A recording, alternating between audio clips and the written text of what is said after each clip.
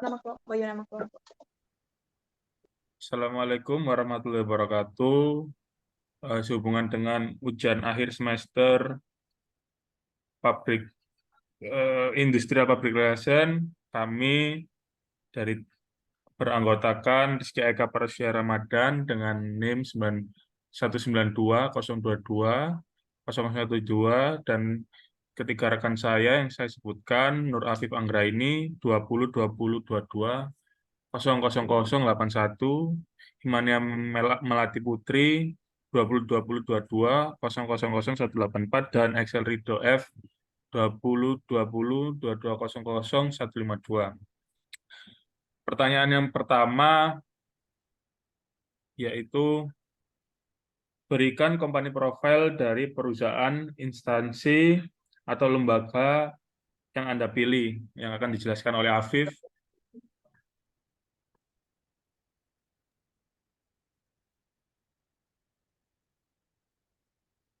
Afif, silakan dijelaskan profilnya. Slide-nya.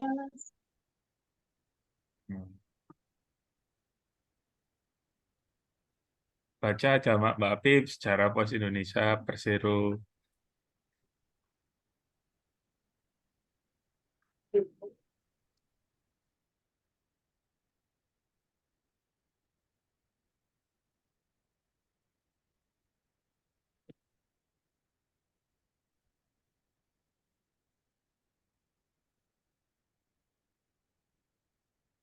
Sejarah Pos Indonesia, PT Pos Indonesia.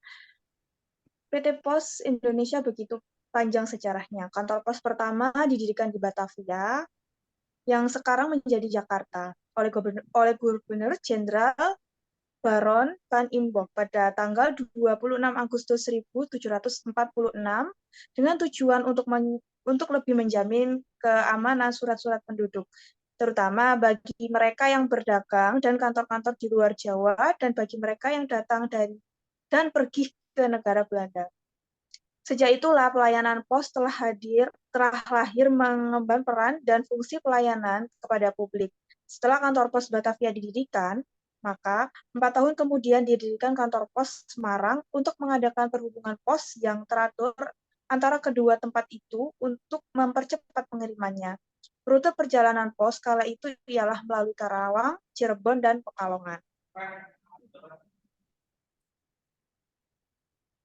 Adapun sejarah pos Indonesia dari tahun 1746, kantor pos pertama di Indonesia berdiri di Batavia atas restu Gubernur Jenderal Van Imhoff.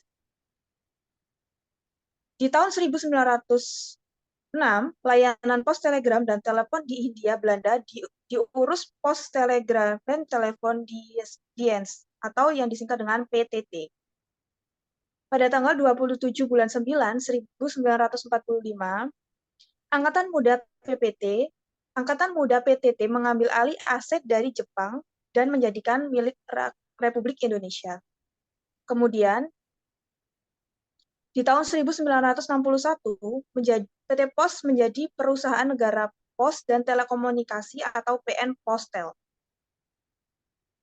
Di tahun 1965, PN Postel dipecah menjadi PN Pos dan Giro dan PN Telekomunikasi. Yang kemudian di tahun 1978 berganti nama menjadi Perum Pos dan Giro. Sejarah pos yang terakhir yaitu di tahun 1990 berganti nama menjadi PT Pos Indonesia yang kita kenal sampai sekarang. Nah, transformasi digital PT Pos di Indonesia.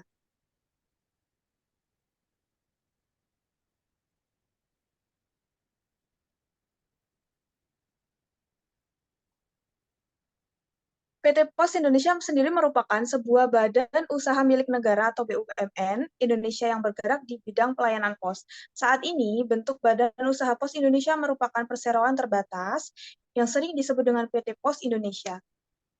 Dan bentuk usaha PT Pos Indonesia ini berdasarkan Peraturan Pemerintah Republik Indonesia Nomor 5 Tahun 1995. Peraturan pemerintah tersebut berisi tentang pengalihan bentuk awal Pos Indonesia yang berupa perusahaan umum atau perum menjadi sebuah perusahaan atau persero.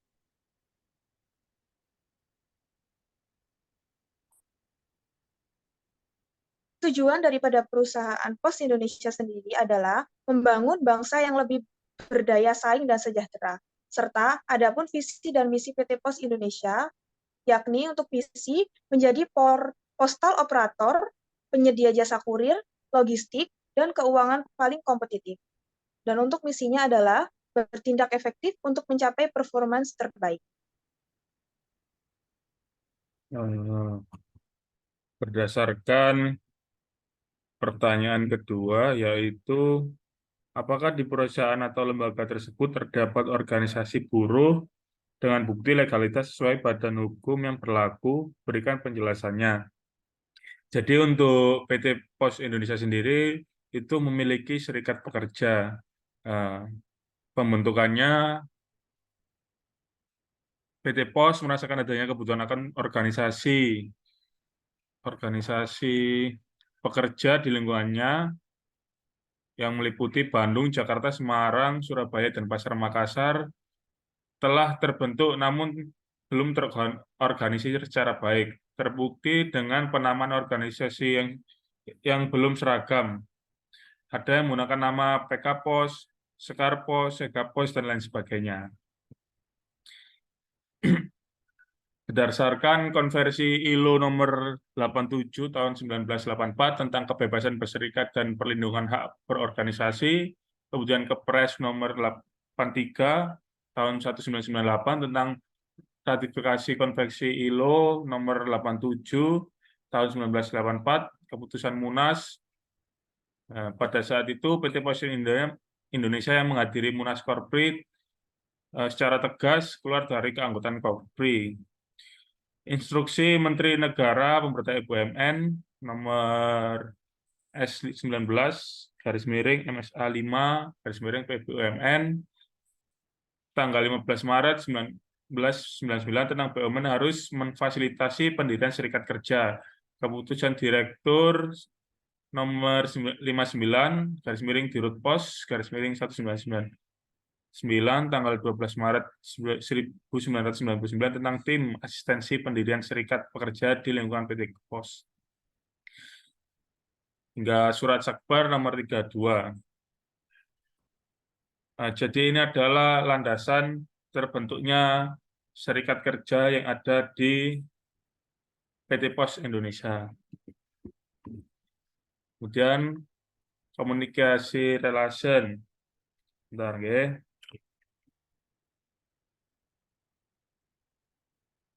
Pada pertanyaan ketiga, bagaimana komunikasi relation yang terdapat di dalamnya?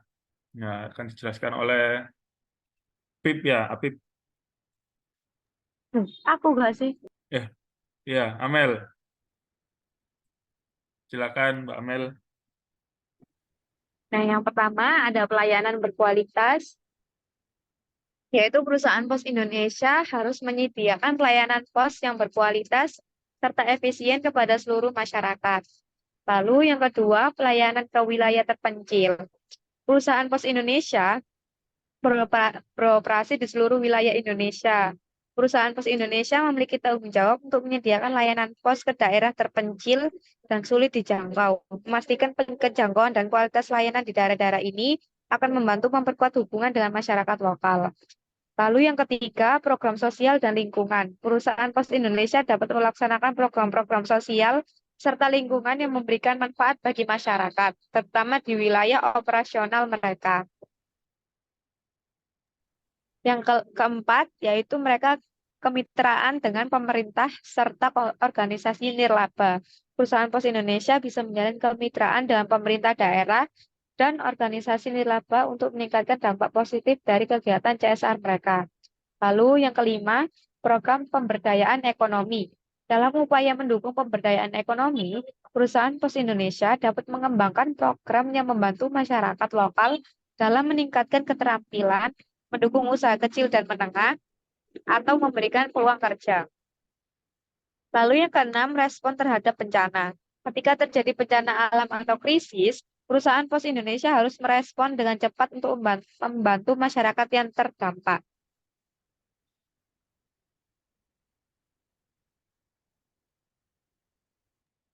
Kemudian Nah, selanjutnya pada pertanyaan keempat, bagaimana menjalin kerjasama dengan customer? Berikan penjelasannya yang akan dijelaskan oleh Habib. baik, untuk kerjasama dengan customer, PT Pos Indonesia harus menyediakan layanan yang berkualitas dan memenuhi kebutuhan seluruh pelanggan.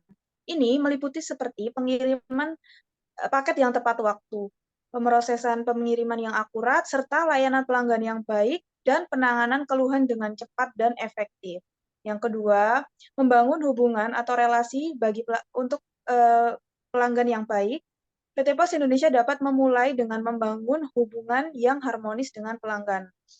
Dan yang ketiga, meningkatkan inovasi dan keunggulan layanan PT Pos Indonesia dapat terus berinovasi dan meningkatkan layanan yang ditawarkan guna untuk memenuhi harapan pelanggan. Yang kelima, gambarkan komunikasi karyawan yang terdapat di perusahaan atau lembaga tersebut. Yang akan dijelaskan oleh Amel. Komunikasi karyawan. Yang pertama, komunikasi internal. Komunikasi antar karyawan di berbagai departemen atau unit dalam perusahaan. Yang kedua, komunikasi dari manajemen. Manajemen perusahaan dapat berkomunikasi dengan karyawan melalui berbagai saluran, seperti halnya memo, surat, atau email. Yang ketiga, survei karyawan. Perusahaan Pos Indonesia dapat mengadakan survei karyawan untuk mengumpulkan umpan balik tentang berbagai aspek perusahaan, termasuk kepuasan kerja, iklim kerja, serta kebutuhan pelatihan. Yang keempat, komunikasi mengenai program CSR. Jika perusahaan Pos Indonesia memiliki program tanggung jawab sosial perusahaan CSR, karyawan dapat diberitahu tentang kegiatan CSR melalui berbagai saluran komunikasi.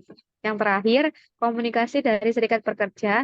Jika ada serikat pekerja yang beroperasi di perusahaan Pos Indonesia, komunikasi dari serikat pekerja kepada anggotanya dapat dilakukan melalui pertemuan serikat, selebaran, atau forum online. Yang keenam, apakah di perusahaan lembaga tersebut pernah terjadi mogok kerja karyawan? Bagaimana penyelesaiannya? Jelaskan. Jadi ada banyak rentetan kasus demo ataupun mogok kerja di PT Pos Indonesia dengan berbagai permasalahan. Salah satunya mogok kerja terjadi pada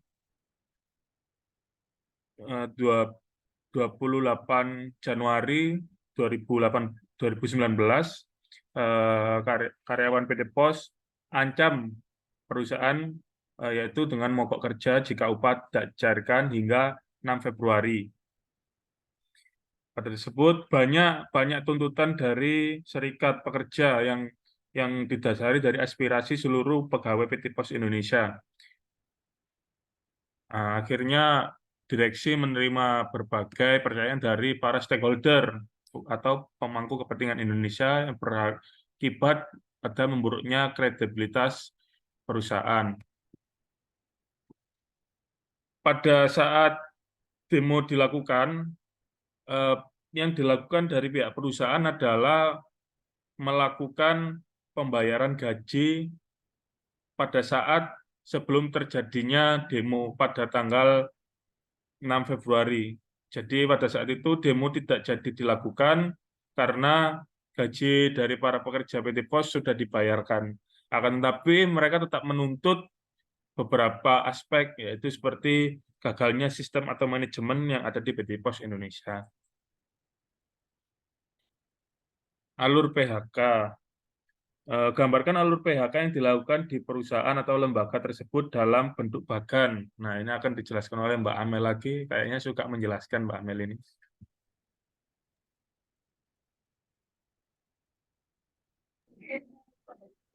Penyusunan alasan PHK, pihak manajemen akan melakukan evaluasi kinerja, kondisi keuangan perusahaan atau perubahan organisasi yang mungkin mempengaruhi kebutuhan tenaga kerja.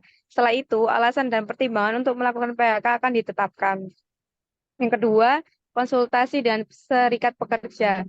Jika ada serikat pekerja di perusahaan, manajemen akan melakukan konsultasi serta negosiasi dengan perwakilan serikat pekerja mengenai rencana PHK, serta membahas kemungkinan alternatif lain sebelum mengambil keputusan.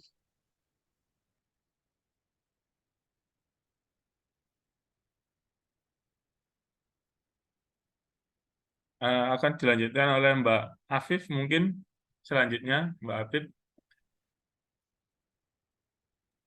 Untuk alur PHK yang kedua adalah pemberitahuan PHK.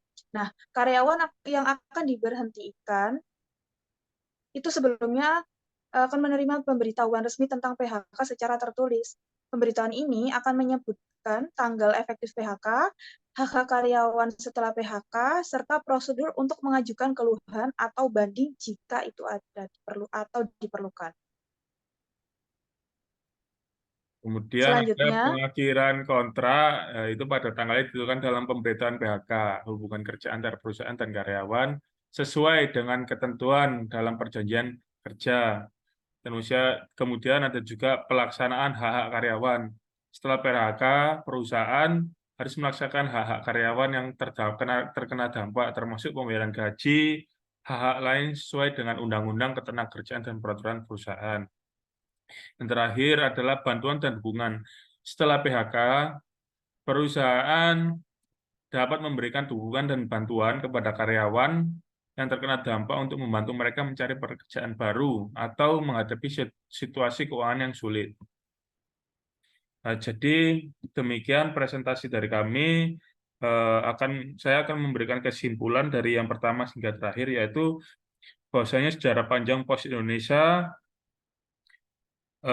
telah berpuluh-puluh tahun beroperasi dengan tetap melakukan CSR, kemudian ada juga serikat pekerja yang membantu perkembangan dari PT Pos Indonesia tersebut dengan komunikasi internal, baik eksternal, baik antara manajemen dan karyawan, terus cara pemberian PHK yang tersistemasi membuat PT Pos Indonesia tetap eksis hingga sekarang. Demikian presentasi dari kami, kurang lebihnya mohon maaf. Assalamualaikum warahmatullahi wabarakatuh. Waalaikumsalam. Oh, ini Bang. Lho, ndi stop iki? nggak bisa, Mas. Sendi iki mateni nih iki. Stop Jadi recording. mending aku